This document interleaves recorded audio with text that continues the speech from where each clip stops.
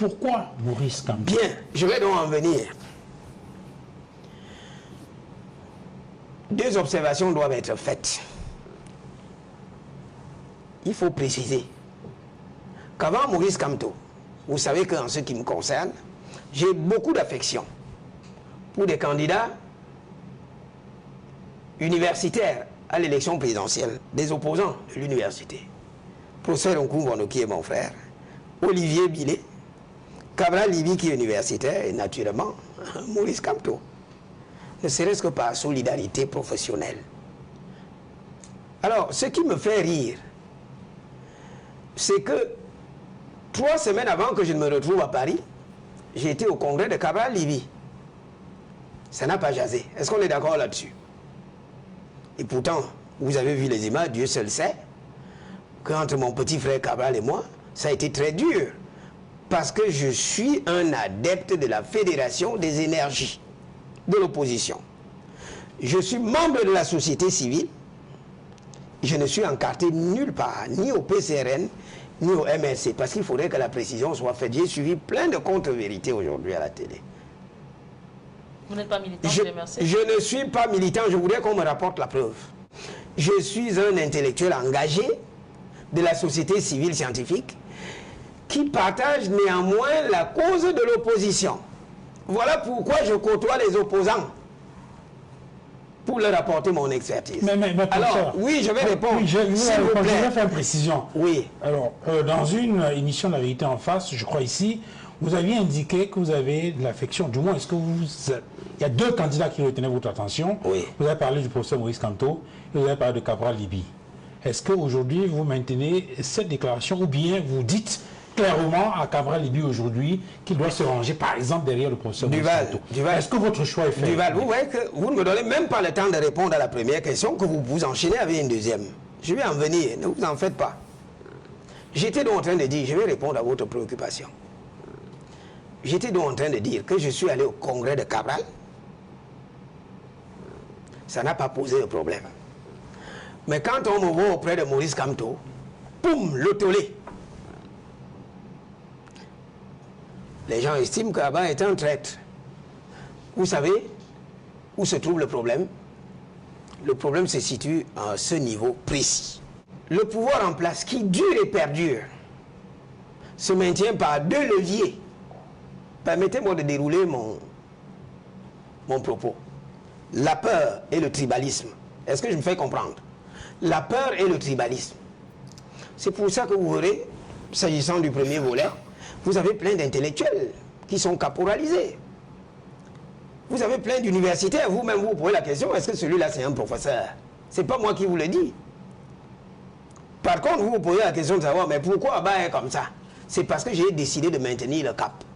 Ça, je vous l'ai dit. Quand j'ai des choses à dire, je le dis. Je n'ai peur, je vous l'ai dit ici, je n'ai peur ni de la mort, ni de l'embâtiment. Parce que j'ai des convictions religieuses. Et comme j'aime toujours à le dire, Dieu va me poser une seule question. Un petit frère Duval. Il ne va pas me juger, même au ciel il y aura la discrimination. Hein. Dieu ne va pas me juger comme vous. Parce que les doigts de la main n'ont pas la même taille. Duval, vous et moi, nous n'avons pas le même bagage intellectuel. Dieu va me poser la question suivante. Abba Oyono, qu'as-tu fait de l'intelligence placée en toi? C'est pour ça que j'hésite. Je me refuse à avoir peur. Et d'ailleurs, la Bible recommande à maintes reprises de ne pas avoir peur. Employé du Seigneur. Deuxième levier, le tribalisme. Allons-y. Parce que je vous assure, c'est ce sujet douloureux qui divise notre société. Et qui en est responsable, c'est le pouvoir. Est-ce que je me fais comprendre? Le tribalisme est une arme de destruction massive. Quand un originaire de l'Ouest, c'est-à-dire un Bamieke, se range derrière le pouvoir, Paul Biya, il n'y a pas de problème. Mais dès qu'on voit aux côtés de Maurice Kamto, ça pose problème. C'est le tribalisme que l'on a instillé dans nos esprits. Est-ce que je me fais comprendre? Et il faut combattre ça avec la dernière énergie. Parce que Maurice Kamto, c'est également le fils d'une femme et d'un homme. Allons-y, crevons l'abcès. Vraiment, écoutez-moi, que ce soit très clair. La politique est très clivante. Et la politique telle qu'elle est pratiquée chez nous apporte trop de désordre dans nos familles. Je vais même vous révéler que pendant que j'étais à Paris, ma mère, c'est-à-dire la petite sœur de feu maman, m'a appelé. Je vais taire son nom, elle se reconnaît. Ça a été très dur entre elle et moi. De me dire, mais qu'est-ce que tu fais aux côtés de Kamto? Qu'est-ce que tu fais aux côtés de Nietzsche? Mais tu ne connais pas ces gens. Je lui ai dit, madame, il faut distinguer notre vie privée entre mère et fils et ma vie publique d'intellectuel. J'ai été très rude envers elle, elle a compris. Alors, pour ainsi dire, qu'il ne faudrait pas qu'on prenne des Camerounais pour des charlots. Lorsqu'un bêtis se met derrière un Bamileke pour que ce dernier joue le prête-nom dans les affaires, il n'y a pas de tribalisme. Est-ce qu'on est d'accord là-dessus? Lorsqu'un bêtis envoie son enfant épouser l'enfant d'un Bamileke, il n'y a pas de problème. Mais pourquoi seulement en politique? Posez-vous la question. Est-ce que vous n'avez pas constaté que dans mon aire géographique, on n'a jamais mis l'esprit qu'il y a un problème entre les Boulou et Kambeti avec nos frères du Septentrion? On ne nous a jamais enseigné à détester les Bassards. On ne nous a jamais enseigné à détester mes frères Sawa.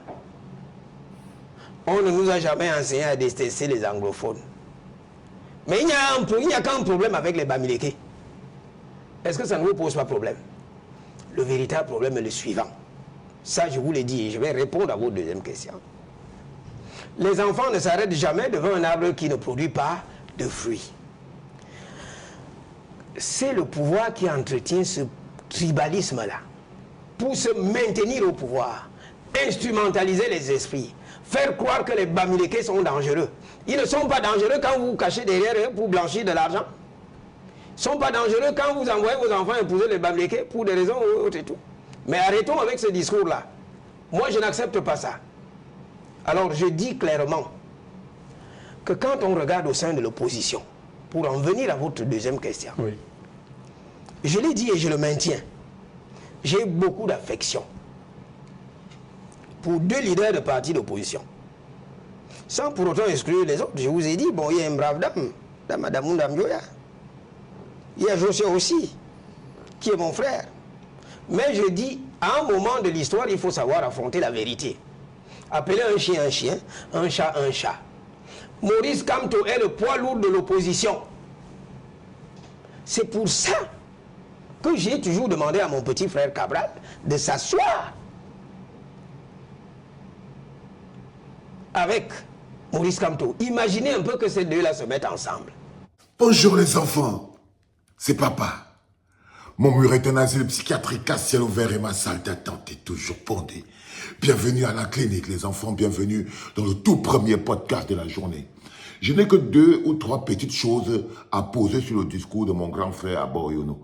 La première chose, c'est que imaginez Cabral Libi en association avec Maurice Kamto, c'est faire preuve d'une naïveté sélective. Parce qu'il n'y a pas quelque chose qui est plus dangereux pour la stabilité de l'opposition, pour la stabilité que nous avons mis en place aujourd'hui avec le peuple, pour ce peuple que nous sommes en train de porter et dont nous percevons aujourd'hui la dynamique de changement qui gronde à l'intérieur d'eux. Non, je suis désolé.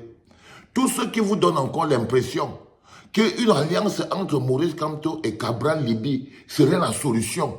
Sachez que la première chose qui sera la destruction de notre dynamique, c'est justement une quelconque alliance entre Maurice Kamto et Cabral Libi. La chose qui me fera peut-être réfléchir sur comment, qu'est-ce que le sens que nous donnons à notre lutte, c'est si un jour je me lève le matin et j'entends que non, il y a un rapprochement entre Maurice Kamto et Cabral Libi. Je crois que comme ils vont faire le rapprochement comme ça, là, moi je veux tirer un pied derrière. Moi je veux tirer un pied derrière. Ok? Ça dit que ce n'est pas parce qu'on est tous dans l'opposition qu'on est tous des opposants. On a tous posé des actes qui permettent aux gens de savoir quel type d'opposant est. Il y a les opposants républicains, il y a les opposants normaux. Tu pars à Boyono, au congrès de Cabral Libby, on ne te pose pas de problème. Tout le monde est content, ça ne les dérange même pas.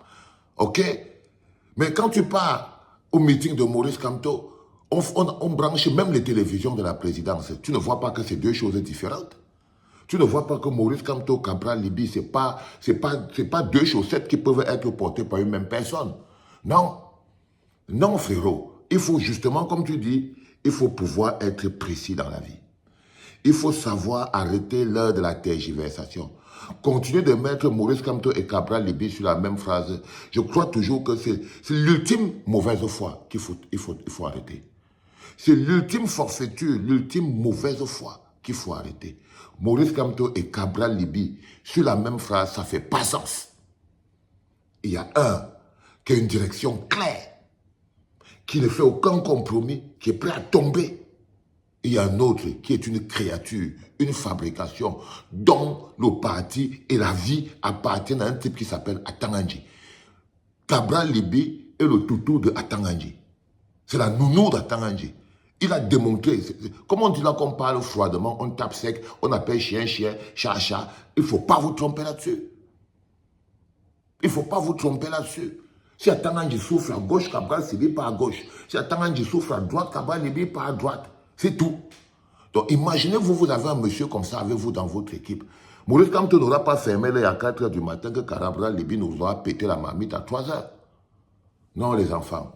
Monsieur Aboyono, c'est le seul moment où je ne suis pas d'accord avec toi. Pour le reste, le discours sur le tribalisme, c'était bien. Parfait. J'ai envoyé le ham-ham. C'était le tout premier podcast de la journée en direct de la clinique, les enfants. C'était papa.